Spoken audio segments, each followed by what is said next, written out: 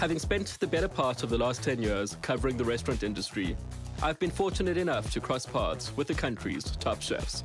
What I've always enjoyed most about these culinary encounters aren't necessarily the meals or the dishes themselves, though they certainly are memorable, but rather the conversations and discussions which we've had once service has come to a close. Now I'm sharing these conversations with you. Join me around the table. This is After Service with Steve.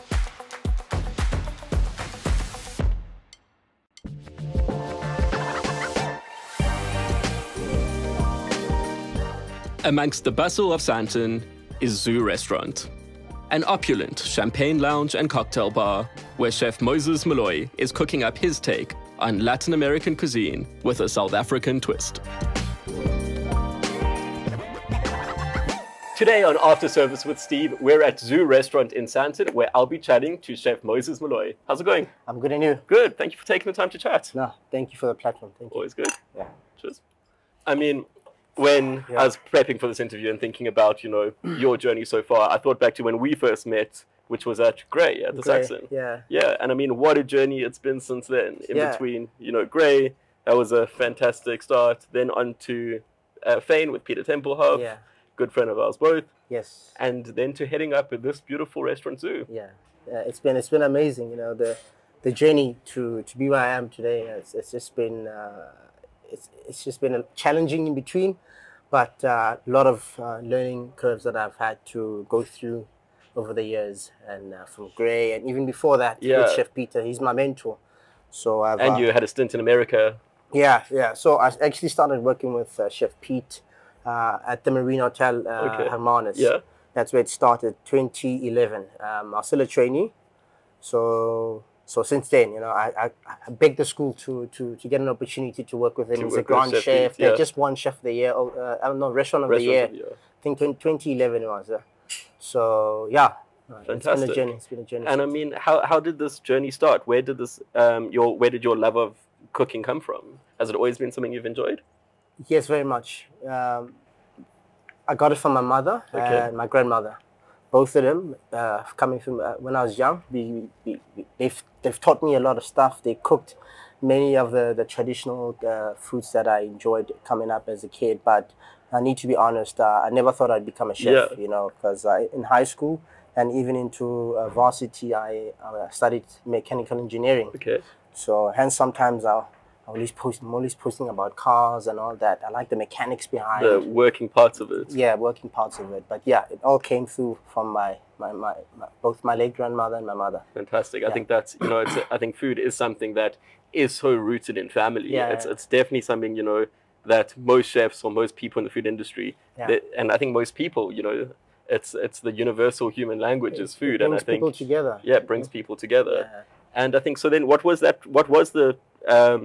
progression from loving food, mechanical engineering, to then actually I want to be a chef? How did that come about? Oh yeah. So now this is a nice little story. Maybe a lot of people don't know. Yeah. For my studying mechanical engineering at CUT, there came a time and point where it's just not just working out. Okay. So, and while being at home waiting to go start the second semester, which I think it was in June. Okay.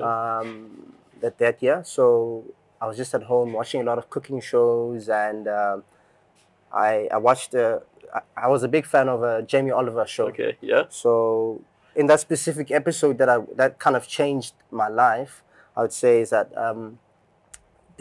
Jamie Oliver had a school, and then there was one top student that was in that school, and I think, this was when he was doing 15, wasn't it? I think yeah. So that top student, the prize money or the prize of the whole thing was that they were going to give you to open a restaurant. Okay. And I'm like, okay, is it possible just you cook, you can become a restaurant owner and become, So it was all of that went into my mind, and I was like, you know what, I need to give this a go, because I had the passion already. My grandmother's was a great cook. So that's where it all started. From there, what I would do, I would watch a lot of the Jamie Oliver shows and see what they're doing, and then start cooking for my mom, my dad, and all that when they come back from work. My dad is an old school man. He doesn't believe that men don't belong in the kitchen in his eyes then. Yeah. But obviously over the years things have changed and all that. So I had to do a lot of convincing Because my father's an old traditional man that does not. Then he did not believe that men belong to the kitchen. It's all about women in the kitchn. So yeah. Well, I'm sure you know. Yeah, no, he's a proud father now. If you see, like you when he sees where you are now, he's proud of all you've got. Yeah. And I mean, I think it is always a difficult start for chefs getting into the industry. You know, it's an industry that is predominantly, you know, it's no secret run by older white men. Yeah. How did you find the challenges of getting into the industry? Was it, you know, how did you go about that aspect of it? Yeah.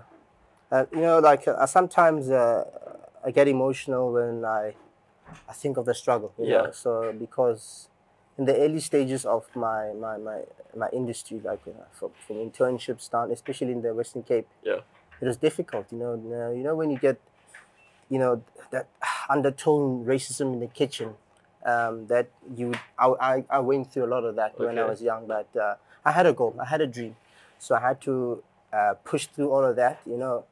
It was so difficult at times when, if I may say so, like when younger chefs coming through the ranks will get promoted, or you just get overlooked. Primarily because even if you're skilled, but if you're a man of color and then you're skilled, you would not get the same promotion. So that used to break me up a lot. But I would have to call my mother, and then she's my source of inspiration. So. And she's like, don't give up in your dreams, just keep on going. But it's all worth it. Today, when I tell like upcoming students about the struggle of just trying to make it through, where there's so many barriers, where it's just not food related or skill related, you know. So you just have to have a thick skin, thick and proper character to work it through. But at the end of the day, you know, like I said, Chef Pete is my mentor. They've mentored me all the way. Showed me the steps from a trainee, a demi, a commis, and you know, CDP to a sous chef, and then obviously with Fane, I got the opportunity. He had the trust in me. So, I mean, what more do I want? If your mentor from a trainee, when I was 20 years old, you know, so he's just taken me in over the years, and I've just had to. Yeah, it's been a tough journey, but it's worth it. Amazing. The struggles are worth it. You know? I mean, it's both, you know, perhaps shocking but not surprising to hear that still is happening in the industry, or was still happening in the industry. Do you think it's something that has changed? Yes, it's slowly changing, you know. It's slowly changing because at the end of the day, this whole apartheid was back in the 1996 and all that. We're living in a country where I believe everyone is just free to pursue a dream, and no racial barriers should be in the way. It should be just based on primarily on your skill, your knowledge, and, you know. So things are changing, you know. The fact that, you know, with last year's Eat Out, where you saw like with Wandile, Mabato, you know, there's a slight change to say, you know what, let's just put the skin color aside, but people are judging us on skill, what you can and cannot do, what you put on the table. So I believe it's changing, and I'm sure for many of other chefs, or maybe black chefs, it is quite inspiring to see like us up there trying to push boundaries, you know, amongst the top establishments in the country, you know. And it was such a humbling moment last year when Zioux, it's not a fine dining restaurant by any far, that we got a 2-star rating next to my mentor. It was just like, that moment, I remember I was so emotional to say, you know, all the struggles were worth it. It's paid off. Yeah. I mean, that's incredible to hear. And I think what has been the progression of the young black chef in the industry for the most part has very much been relegated to the celebrity chef aspect. And I think, you know, what you're doing and what Mabato and Wandile are doing is fantastic, because you're showing that, you know what, we can actually be taken seriously in the hard-hitting culinary space. And I think, you know, you must be an inspiration to plenty of young upcoming chefs. As much as it's always looking cool to become a celebrity chef TV or on TV. I've never been about that. I just, you look at Chef Peter Tempelhoff, he's just about work and just getting things right, you know. And I just wanted to come through just following the principles that were taught by him to me over the years, even with Chef Ashley, you know. So those two guys have played a big role in my career. So it's just like you're saying, it's rewarding that our work can be seen through the actual kitchen. Where I mean, we love the buzz of the kitchen, the busy service, all that it comes with, the adrenaline rush that it comes with. So it's worth it. It's worth it. Just instead of just saying, I mean, I can get someone to make me a celebrity TV chef and all that, with all due respect to the, what I mean. Yeah. But it's always nice to go through a path where it's different, you get rewarded for your work. And I mean, it's absolutely nothing against the celebrity. Yeah, that's what I'm saying. I totally understand why you would do it. It's there's more money, the hours are less stringent, there's less pressure in the kitchen. But I think it is so admirable to see a chef like yourself really championing young black chefs in the kitchen, and I think all the accolades are so well deserved. As long as they can see some sort of light or some sort of hope, I feel like I feel like I've left some sort of a footprint or a pathway for them to just say follow that, and just let the work do the put in the work, put in the hours. Just get in there, sacrifice the time. Like 80% of my career, I worked down in Cape Town, and from the greenhouse days.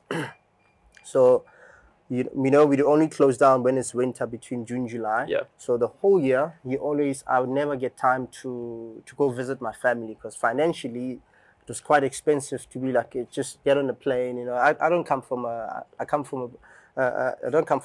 well-off family. So every cent counts. So you always save up so that when you go home, for that one period, that one time in the year, that it's always about those sacrifices that I think about it, that when I look at today, it's all worth it, Completely. Yeah. And I think you've touched on a really interesting point there, is that, it is an industry that does favor privileged people, because, first thing, you need the money to go to chef school. Yeah. You need the money if you want to go work at a top restaurant to perhaps, live in Cape Town. It is an expensive city. And I think it is getting to the point where we have to start reckoning with, how do we then break down those, barriers to entry? For someone, I mean, like, if one day I can get an opportunity to somehow open just a small chef school, where from a township that I'm from, just nothing too hectic, just to train or offer people basic skills to make a living from, So now that we touched on that, I must tell you about some of the difficulties that I went through from college. The school wanted to expel me many times. Like as I think in March or April, they're like, mate, you're behind with your studies and stuff. So with your payments and stuff. So again, I had a dream, I had a vision, I had to keep on pushing through, and even though the finances were not enough, I remember the year was almost done. I think it was November. And it's the time of the year where they choose, okay, who's going to get placed there, who's going to get placed there, and ever. So I remember asking if I can get a placement in Cape Town, So I've never left Free State by then. I'm just a young, just humble boy from Free State, never left. They're like, mate, you're so behind with your school fees, we should actually be expelling you, So that's then. And I'm like, okay, cool. What do I do? I'm very humble and very spiritual and everything. I kept on praying, and there was a guy from Lesotho at the Hermanus. Okay. Whom he was from Lesotho. He did not have a work permit. Okay. So, and they told me, obviously, the school, like, we're not going to send you anywhere, but we're going to keep you in Bloemfontein. Okay. But then, anyway, going back to the Hermanus guy. So they did not have the guy did not have a work permit. Yeah. So they called the school, like, don't you have someone else that you can send across, because this guy does not have a work permit. They're like, we got this guy Moses, but he's owing us some cash that we can only send him for so long. Yeah. So that's when I got the opportunity to work with Pete. To then work through the struggles, through the financial struggles, but somehow, like, if there's a will, there's a way. Fantastic. So I got an opportunity to go work there, and I mean, the hotel fought for me to stay there longer, and that was under the Liz McGrath collection at the time. Yeah. And then I got a bursary just before they almost expelled me. From the South African Chef Association. They gave me some cash, and even the government, the government don't support private schools. No. So I got assistance from the government, the education. So it was, look, I don't know, I feel like this meant to be, you know, with like the ways and means that I was able to get through get just through it. the studies, you know. So, but yeah, so the financial part of it, I wish so that it could be a bit easier for the next generation. 100%. Because sometimes they do apply, but when you look at the fees, you're like, exactly, you know, and it's not something you can pay off. No. When you are They're more staging or expensive now, interning. Yeah, some of the students that come here and I ask them how much they're paying. It's a lot. It's not so I think it's definitely something that, you know, we all hope would change, is that it's because it is such a beautiful industry. It's I think it's something that South Africa is really championing right now. I mean, our food scene has never been better. And I think that there definitely, you know, there needs to be something initiated that we can get more incredible young black passionate chefs in the industry. And I think your story is just such an inspirational one. And I'm sure, you know, there are many people who are looking up to you.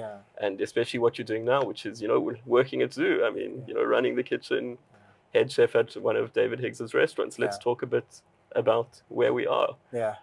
Zioux has been special to me. How did it come about? I mean, obviously you were at Fane. Fane was working at Fane was just a dream come true. So again, I was at Grey Sous Chef. From nowhere, Pete calls me. Hey Mo, man, what's going on? You want to come to Cape Town? I'm opening Fane. No, Fane was already open. Oh, it was already open. It was already open, yeah.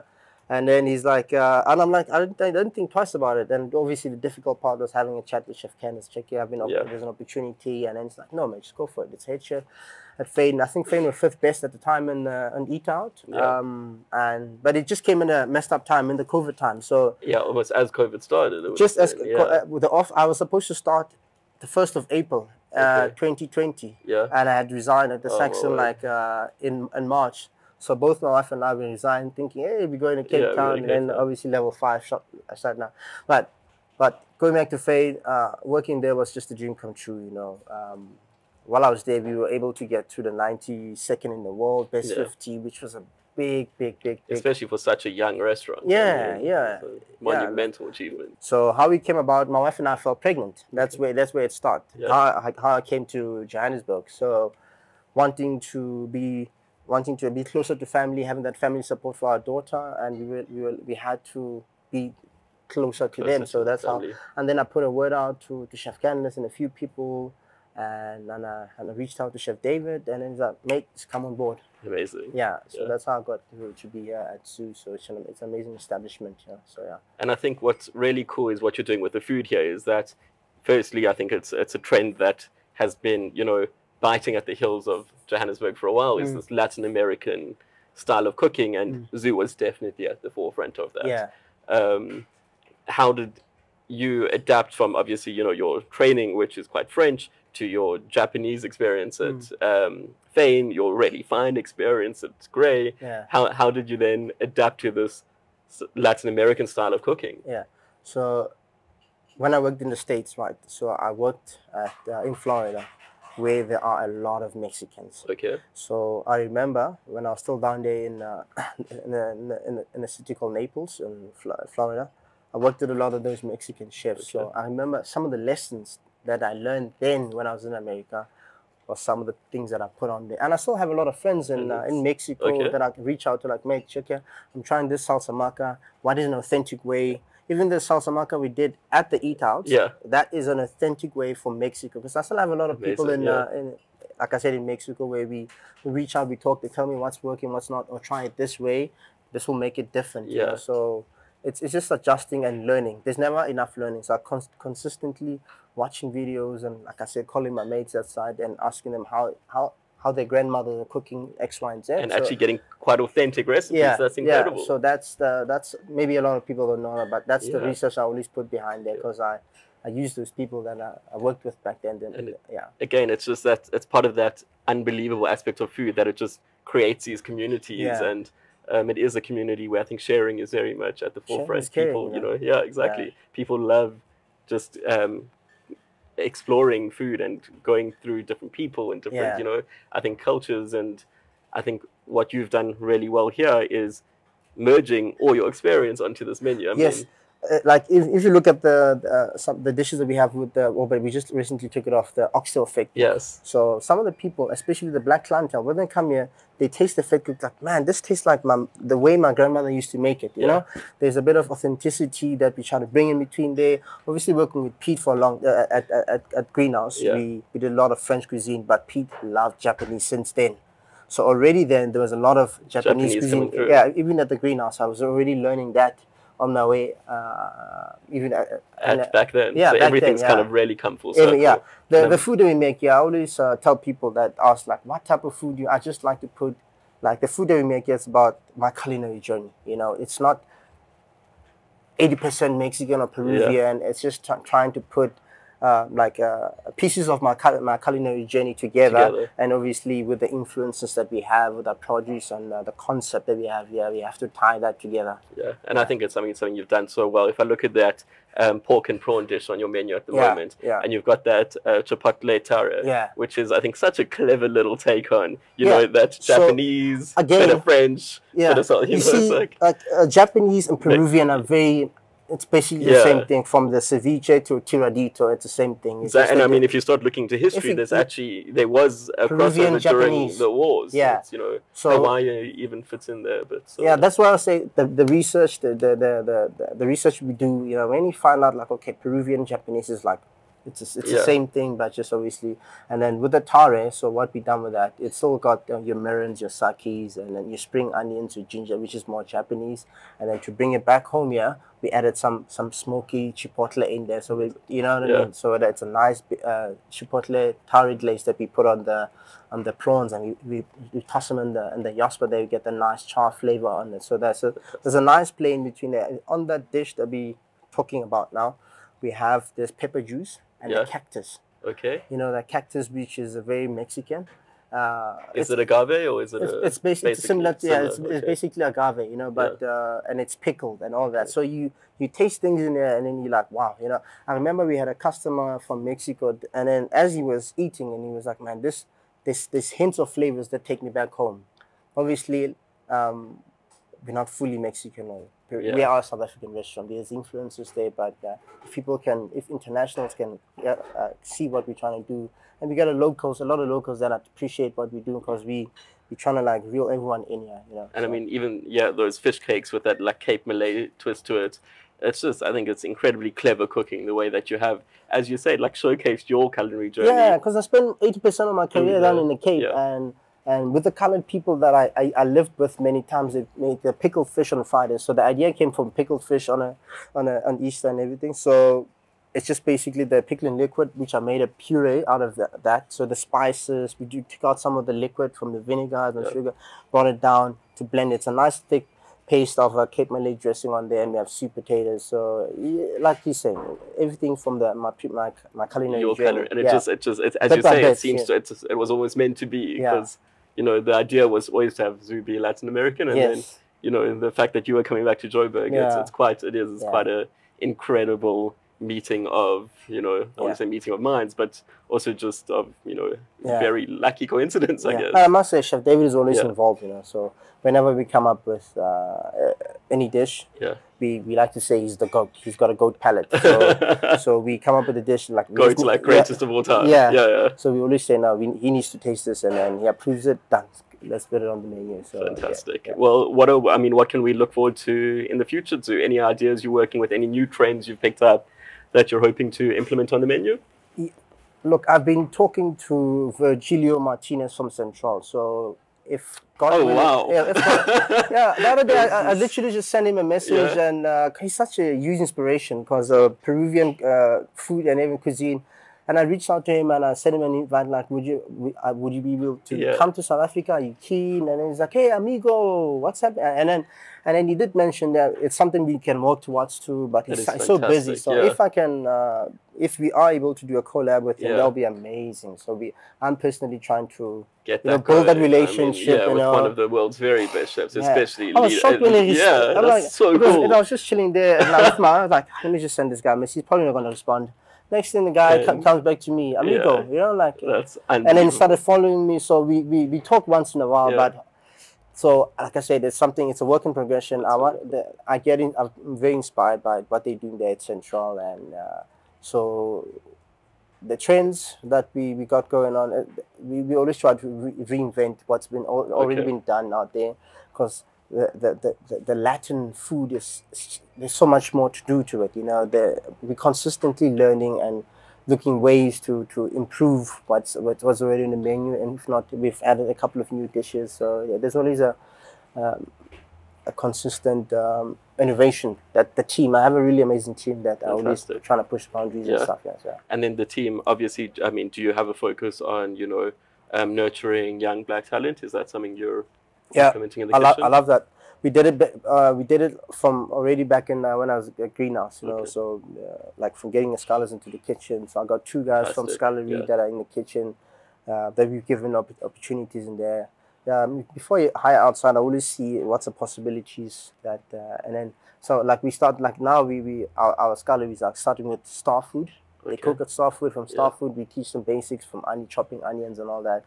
Because I understand how difficult it is to break through just to get into the kitchen. Because you have to like go through the school is so expensive, all of that stuff there. But if you can give you a platform, and you can, start off and then work. Yeah, because we have the knowledge to give to them instead of them. Obviously, it's good to go to school and everything. Fantastic, but you can get it straight from us. 100%, and I think there is nothing quite like in the kitchen service experience. Oh, the adrenaline rush, it's just amazing. When the kitchen is buzzing and you just hear pots and pans, some people are swearing in between there. It's not for everyone, but it's amazing. I love it. I love it. I wouldn't change it for anything. Fantastic, and I can't commend you enough on everything you've achieved. I think it's just so well deserved. We'll be back with Chef Moses after the break. After Service with Steve is brought to you by Stella Artois, the internationally beloved Belgian beer, crafted from hand-selected ingredients. With a brewing legacy of over 6 centuries, Stella Artois invites us to make time for the Life Artois, where we can slow down, savor life's moments, and share the enjoyment of good food, great music, and each other. Join me as I open a beer and chat to the country's top chefs. We're back with Chef Moses Moloi at Zioux in Sandton. Chef, we always end off the episode by chatting about something outside of the kitchen. I think it's such an important part of the industry, and where the industry is going is that it is important that you take that downtime, that you spend time, to recoup, regenerate, to build your passions out of the kitchen. What is it that you do? I cycle. You cycle? Yeah, that's like almost my coping mechanism. And a lot of the dishes that I come up with, or any ideas, that I always somehow find it on the road. On the road, you'll be cycling there. Cycling just gives me a sense of like freedom and like less stress from all the problems in life, and then you're just riding the bike and you're just enjoying it. And then boom, you're like, wow, why didn't I try that? I saw something there and there. And for me, cycling, I enjoy that, and that's where I'm more creative. And I think it's such a, I think exercise in general is such a fantastic way just to like clear your head. It's just you. You're not on your phone. Phone is because suppliers are calling you, and then someone is sick, someone is not. And then like my wife will come in like a baby and all that. So but it's when you're there, you're like, And recently, I mean, not so recently now, but a new dad. Yes. Yes. Congratulations on that front. How's that been? It's been a blessing. Fantastic, So. Having the baby now, it's just I guess it's been a blessing. It was a difficult pregnancy, but I am so thankful to become a father. And now, like even after service, I always rush to go home just to see her. Maybe sometimes she's awake, most of the time she's sleeping. Sure. But I get to see her every day. And it's just been a blessing. I'm so happy. I love it. Fantastic. Well, Moses, as I say, can't congratulate you enough. It's been amazing watching your journey, and just seeing where you are now, absolutely killing it on the South African food scene, not just the Joburg food scene. Thank you. Thank you for taking the time to chat. No, thank you for the opportunity. Thank you so always much. A pleasure. Thank you. Cheers. This was an episode of After Service with Steve. Next time, we'll be sitting down with Chef Johannes Richter. If you enjoyed this episode of After Service with Steve, subscribe to our YouTube channel, or follow us wherever you listen to podcasts. After Service with Steve is brought to you by Stella Artois.